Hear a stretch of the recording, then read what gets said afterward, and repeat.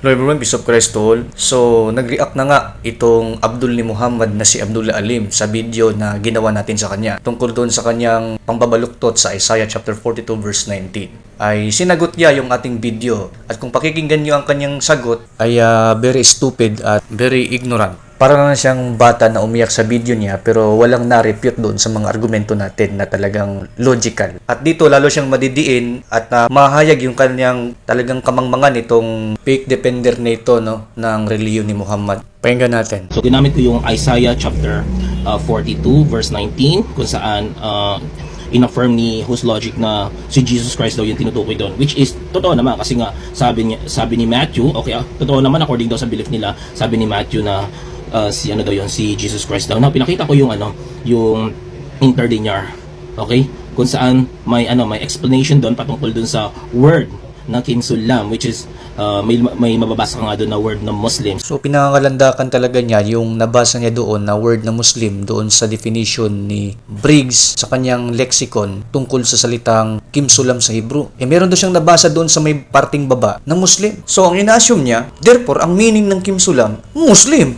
which is very stupid. Kasi kung nasa utak ni Abdullah Alim na fake defender ng Islam na yung Muslim, yun na yung meaning ng kimsulam. Pag ganun ang nasa utak niya, again, automatically, stupidity na yon. Bakit? Kasi hindi dinefine ni Briggs na Islam o Muslim ang kimsulam sa Hebrew. Ang dinefine ni Briggs sa kimsulam na Hebrew ay perfect or complete. Yung sinasabi ni Briggs na Islam o Muslim ay referring doon sa Arabic word na salim, hindi sa Hebrew word na kimsulam, sapagkat ang ginagawa ni Briggs ay etymological derivatives ng dalawang similar Semitic words na may magkaibang meaning. At kung ang nasa utak nitong tao na to ay dahil nabasa niya doon na Muslim o Islam doon sa Arabic na definition, meron ng Muslim doon sa mismong talata. Again, stupidity yon, sapagkat ang word na salim ay sulpot lang na word yan. Yan ay word na nag-originate noong 7th century. Mag-aral ka naman ng history. Kaya paano magiging Muslim o Islam ang magiging equal definition ng salitang kimsulam? Kung ang salitang salim na Arabic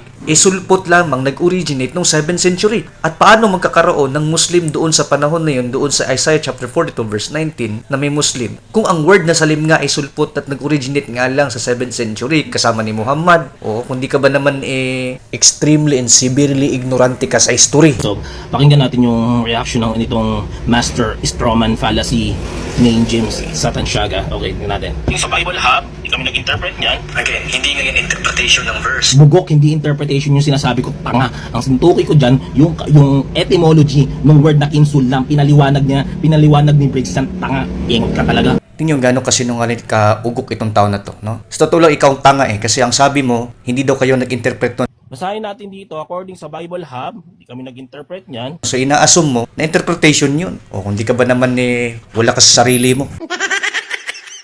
Tama naman si Briggs sa kanya. Yun naman pala tama naman pala si Briggs bakit sinabi ni Whose Logic mali daw? Di kayo mag-away ni Whose Logic kasi according kay Whose Logic mali daw si Briggs. Sa'yo naman tama siya, di ba? Kayo mga bugok Ang bugok ikaw kasi hindi mo pinakikita ng buo at naka-steady sa screen ang lahat ng nakalagay. Hindi mo nga binasa ang lahat ng nakalagay. For sure magtatanong si Whose Logic kung ano ang lahat na nakalagay doon kasi hindi naman niya nakita at hindi mo naman pinakita ang buo. Slide ka ng slide, hindi mo pinakita ng buo. Kaya hindi alam ni Whose Logic kung ano nakalagay doon ng kabuuan. Kasi nga hindi mo pinakita ng buo, hindi mo nga binasa ng buo. Putol lang pagbabasa mo. Kung di ka ba naman ikaw bugok. Kung binasa mo sana ng buo para marinig, di alam ni Whose Logic ngayon kung ano binabasa mo. Nag-conclude ka lang yun na agad Hindi ka lang mandurugas, ha? Sinungaling ka pa. Sa sobrang kabugukan mo, nilaktawan mo yung pagbabasa, napunta ka agad doon sa salim. Instead na basahin mo yung pinakataas kung anong meaning ng kimsulam. Ang binasa mo agad yung Arabic, hindi yung Hebrew. Napunta ka agad sa Muslim, Islam ang nabasa. Hindi niya binasa yung kabuuan na nag-start pala yun doon sa Hebrew word bago yung definition doon sa Arabic. Yung binasa lang nito, yung Arabic lang. Tapos nag-conclude na Muslim na agad yung nasa talata, Muslim na agad tinutukoy. Di ka ba naman talagang ikaw bugok talaga. Kung binasa mo lang yun ng lahat, ng buo, malalaman niya yung Whose Logic na nagsisinungaling ka at ikaw ang mali, hindi si Briggs. Di bang hina ng utak mo? At saka tama naman talaga si Briggs na ang etymological meaning ng kimsulam ay complete o perfect. at hindi Muslim at hindi Islam ang meaning noon sapagkat pang-Arabic lang yon. Walang sinasabi si Briggs na ang Hebrew na Kimsulam ang meaning Muslim o Islam, kundi ang meaning lang na ganun ay sa Arabic lang, yun ang tinutukoy ni Briggs. Kaya lawak-lawakan mo yung utak mo, kaya etymological fallacious ka eh.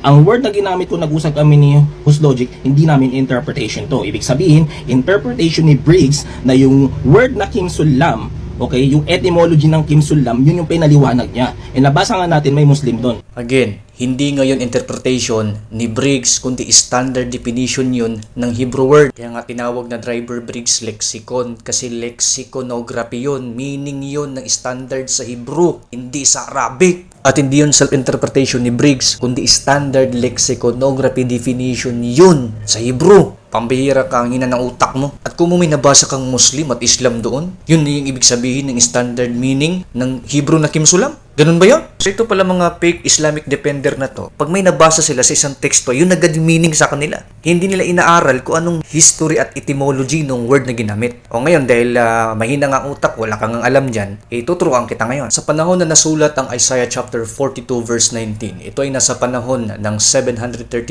and 681 BC, before Common Era, ang salitang Hebrew na Kimsulam nag-exist na. O ngayon, kailan naman sumulpot yung salitang salimma na binabasa mo dun sa Arabic na may definition na Muslim o Islam? O sa tingin mo, kailan nag-start yun? Kung may utak ka.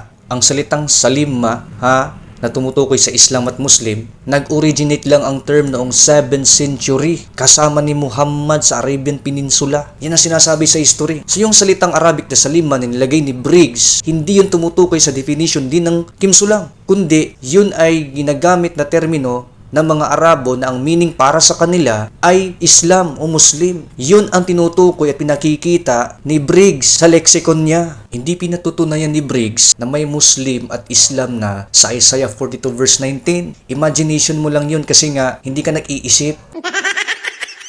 At saka wag mo nga ipasok at ipilit na kung nabasa mo sa Arabic na ang meaning Islam at Muslim, ayun na yung ipipilit at ipapasok mo at isusuksok mo sa definition ng Kimsulam. Sapagkat ang salimma, sabi nga, sulpot na termino, nag-originate lang 7th century. Paano mong i-equalize ang meaning ng salimma sa Kimsulam na BCE pa lang nag-exist na, samantalang ang salimma na sulpot na Arabic ninyong salita, nag-originate 7th century nga. Kung di ka ba naman yung tuktok mo, di mo ginagamit. At take note, dahil nga ignorante ka, 2026 na, wala ka pa rin alam, ang Arabic alphabet nag-start lang 4th century CE. Doon lang nag-originate ang Arabic mo. Kaya papaanong yan ang definition ng Kimsulam kung sulpot nga lang yung terminong salimma mo. In short, lexicon is lexicon, different terms, different words, but you cannot always equalize them with the same meaning. Yun ang tinutukoy ni Briggs lexicon. Kaya nga lexicon, hindi commentary, at lalo hindi interpretation yun. Dong.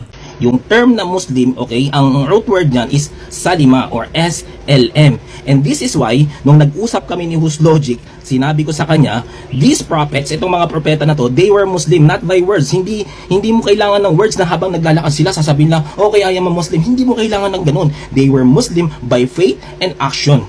Okay? In a sense that they submit themselves to the will of God, to the will of Allah. Para malinaw sa'yo, hindi mo kasi naintindihan yan kasi mahina yung comprehension mo at mahina yung pang-unawa mo kasi Kristyanak eh. Sabi niya, ang root word daw ng Kimsulam ay ang salimma na ibig sabihin daw Muslim o Islam. Talaga namang ang utak nitong tao na to talagang bali-baliko at nilagay ata niya sa puwet yung utak niya. Not knowing na ang salitang salimma 7th century lang nag-exist at nag-originate. Papaano naging root word ang isang word na nag-originate lang noong 7th century CE doon sa isang word na Hebrew BCE pa lang nag-exist na? Paano maging root word yung sulpot na term? Kung di ka ba naman yung utak mo talagang patay, hindi mo na ginagamit. Tapos magkiklaim kayo na depender kayo. Ano yun? Depender na kabobohan?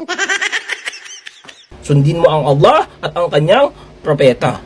Dapat lang na sumunod kami sa propeta. So dito may palusot na naman tong fake depender na to, no? Na ang paliwanag niya doon sa definition ni Gesenius Hebrew Lexicon na ang meaning ng salimma ay submission din kay Muhammad o kay Muhammad, founder nga nila. Pagsunod ang kanyang sinabi. pagsunod. Ang layo. Magkaiba ang pagsunod sa submit. Ang nakalagay doon, submit. Submission kay Muhammad. Ngayon, yamang gumagamit ka rin lang ng lexicon, wag mong baguhin yung mga definition na mababasa. Mahilig ka pala sa mababasa Yang nabasa doon, salima means submission to Muhammad, founder ninyo. Ngayon, babaguhin mo, gagawin mong follow kay Muhammad. O, kita mo, double standard ka na, sinungaling ka pa Kaya wala kayong matutunan dito sa mga fake defender ng Islam, kagaya nito no? Kundi puro kasinungalingan at puro mga bobo na mga argumento.